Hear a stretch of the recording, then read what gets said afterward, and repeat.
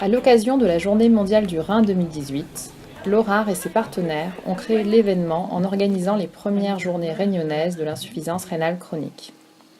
Patients, professionnels de santé, experts locaux et nationaux, près de 150 personnes ont participé à cette manifestation les 1er et 2 mars à Saint-Gilles-les-Bains.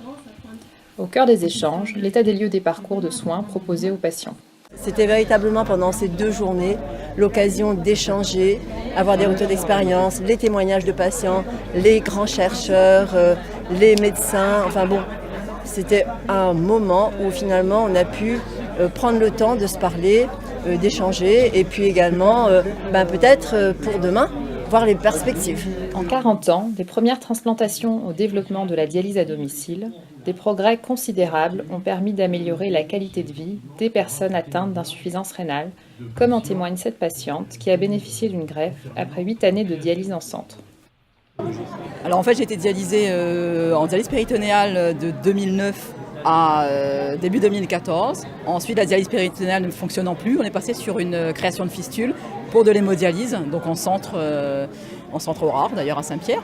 Et vers début 2015, ma mère qui habite en région parisienne a eu l'idée effectivement de faire les démarches pour me donner son rein, ce qui a été chose faite. J'ai été opérée à Necker le 13 octobre 2015 par l'équipe du professeur Legendre. Et donc depuis, je revis littéralement. Je pense que la dialyse c'est la survie et la greffe de rein, surtout avec donneur vivant, c'est une nouvelle vie. J'ai eu une date de naissance et une date de renaissance. Autre facteur clé dans l'évolution favorable de la prise en charge, l'importance de la coopération entre les équipes soignantes et des patients de plus en plus autonomes qui deviennent acteurs de leurs soins. Les intervenants ont également mis en avant la qualité de l'éducation thérapeutique et la sécurité des parcours de soins proposés à La Réunion, grâce à une offre de proximité sur l'ensemble du territoire et au développement de technologies telles que la télémédecine. D'abord, on va partager le diagnostic qui est annoncé.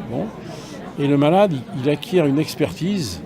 Et donc le malade, il devient un patient expert de sa vie avec la maladie. Donc il est expert de la vie avec la maladie. Et le soignant, le médecin qui le prend en charge et les soignants qui sont autour de lui, eux, ils sont experts de la maladie elle-même et de sa thérapeutique. Et donc c'est la rencontre de quelqu'un qui est un malade et qui a acquis une expertise de vie avec sa maladie et qui se connaît.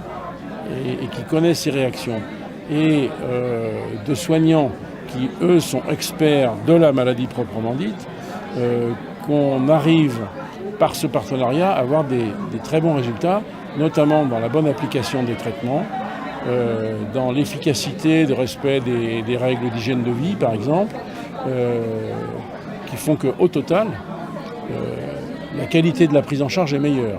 Oui, donc cette intervention avait pour but de rassurer les patients sur la qualité de la prise en charge, parce que c'est quand même des gens qui sont tous les jours dans nos centres de dialyse et qui se posent des questions au vu de ce qu'ils entendent ici ou là.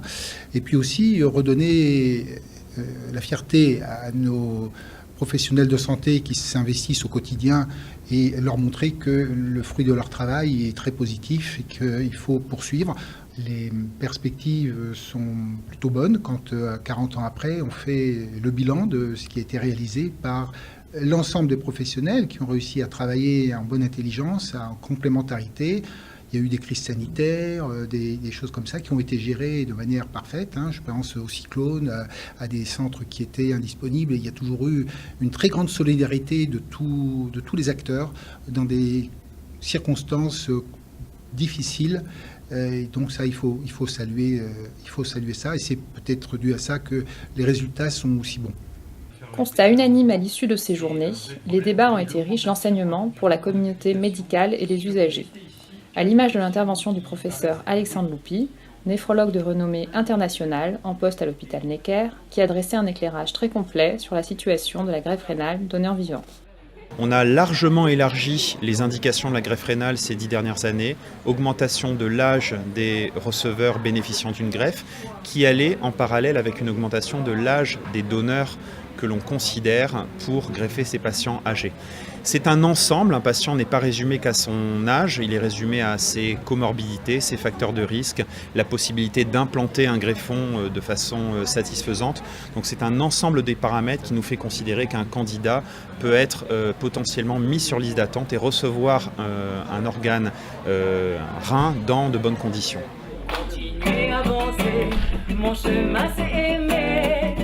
La rivière pour chanter, moi la envie de danser. Qu'aime faut pique mon pas, qu'aime faut lave mon sang. La ville est prise devant, oh qu'il est mon salval. Oh qu'il est mon désert. Comme ta bannière blouse blanche, on va aller plus tranquille.